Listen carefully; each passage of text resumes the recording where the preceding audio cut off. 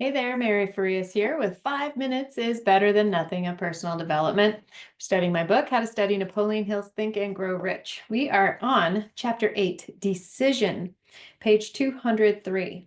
It is a characteristic of people who have but a smattering or a veneer of knowledge to try to give the impression that they have much knowledge. Such people generally do too much talking and too little listening. Keep your eyes and ears wide open and your mouth closed. If you wish to acquire the habit of prompt decision, those who talk too much do little else. If you talk more than you listen, you not only deprive yourself of many opportunities to accumulate useful knowledge, but you also disclose your plans and purposes to people who will take great delight in defeating you because they envy you. Remember also that every time you open your mouth in the presence of a person who has an abundance of knowledge, you display to that person your exact lack of knowledge, or your exact stock of knowledge, or your lack of it. Genuine wisdom is usually conspicuous through modesty and silence.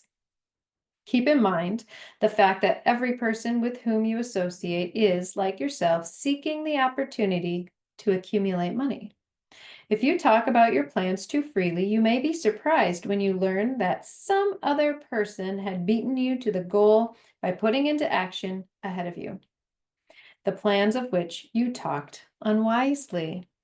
Let one of your first decisions to be to keep a closed mouth and open ears and eyes. As a reminder to yourself to follow this advice, it will be helpful if you copy the following epigram in large letters and place it where you will see it daily. Tell the world what you intend to do, but first show it.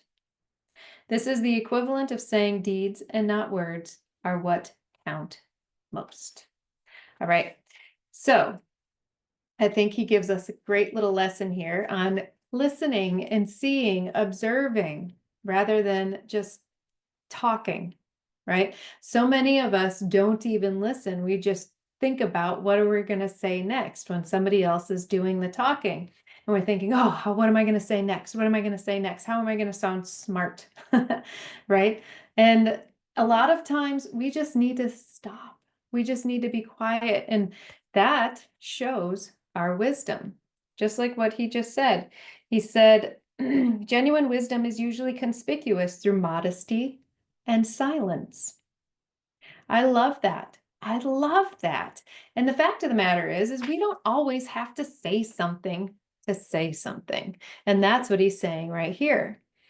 Being silent, being modest, keeping our ears and eyes open allows us to see the world for what it is and what's going on around us, allows us to hear the people around us, and it allows us to slow down and respond in the way that makes sense for us and who we are, showing our wisdom.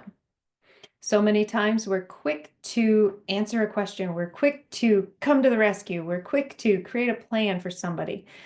If we quiet our minds and close our mouths, we can really take in what we're seeing from our outside world, and we can begin that level of mastery where we begin responding to the world rather than reacting. If we're quick to talk, we are reacting. That's allowing the outside world get to us. It's allowing the outside world dictate what we think, feel, and say.